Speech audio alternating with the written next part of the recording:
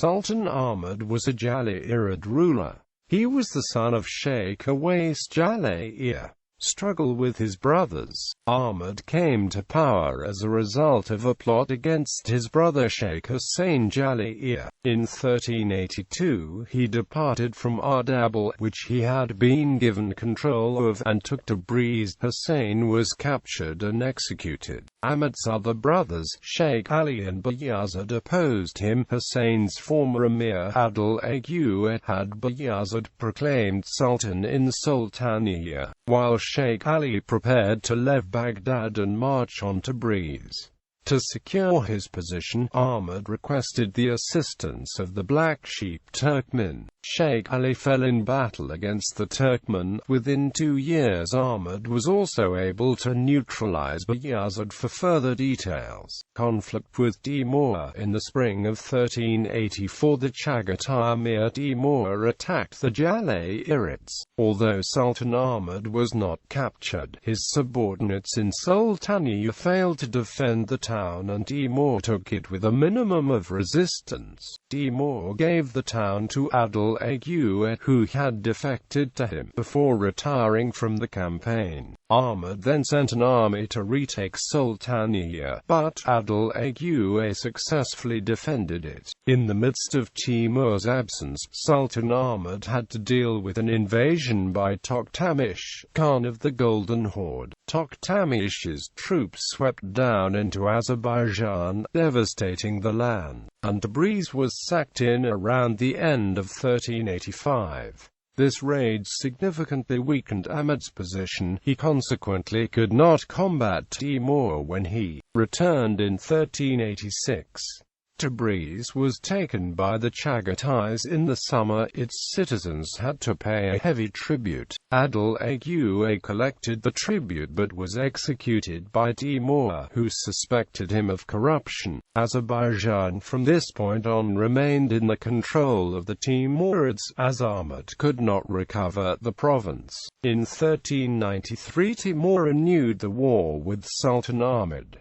Near the end of August, he arrived at Baghdad, where Ahmad was residing. Deciding that defending the city was impossible, Ahmad fled and traveled to Mamluk, Syria, and was granted asylum by Sultan Berkuk. Although Baghdad was forced to pay a ransom and many captives, including Ahmad's son Ali al-Dawla, were taken with Timur when he left the city, most of the citizenry were left unharmed. A Sarbaida, Khwaja Masud Sabzavari, was given control of the city. In 1394 Sultan Ahmad returned to Baghdad. Khwaja Masud withdrew his forces instead of fighting. As a result, Ahmad was able to regain control of the city for the next 6 years. He grew increasingly unpopular, however, and in 1397 of 1398 an unsuccessful conspiracy was hatched against him. Feeling unsafe in Baghdad, he left the city and requested the assistance of the Black Sheep under Kara Yusuf. The Turkmen arrived at the city, but Ahmad had a difficult time in preventing them from plundering Baghdad, and he eventually turned them back. In 1398 Timur's son and governor of Azerbaijan, Miran Shah, attempted to take Baghdad, but Ahmad successfully resisted him. In 1399 a Georgian raised the siege of the town of Alenjak, which the Timurids had been attempting to take for more than a decade. The leader of the Georgian army, one of Ahmad's sons, came to Baghdad, but rebelled and was killed. When Timur returned from campaigns in the east in 1400, Sultan Ahmad feared that he would be attacked and left Baghdad. He returned for a short while but then left again, taking refuge with the Ottomans. In May 1401 a group of Chagatais sent to Baghdad by Timur encountered resistance. Although more Timurid troops were sent, the city commander, unaware that they were Timur's forces, refused to give in. Timur himself soon arrived and Baghdad was subjected to a 40-day siege. When it still refused to surrender, he ordered the city stormed. Once it was taken, nearly all of the men, women and children were massacred and most of the public buildings were destroyed. The destruction was so widespread that Timur did not even bother to install a governor. Soon afterwards, however, Sultan Ahmad yet again returned to Baghdad and began to rebuild it. Although a contingent of Chagatais nearly captured him, he came back a few months later in 1402 with the Black Sheep Turkmen ruler Kara Yusuf, who had also sought refuge with the Ottomans.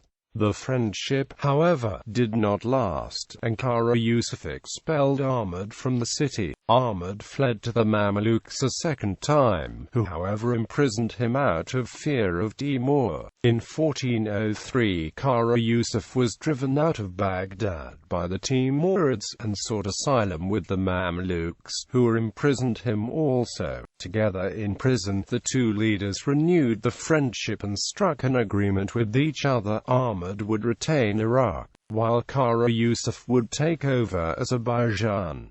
Overthrow by the Black Sheep Turkmen. When Timur died in 1405, Nasir ad-Din Faraj, the Mamluk Sultan of Egypt, released Sultan Ahmed, who returned to Baghdad, and Kara Yusuf, who took up residence in Tabriz.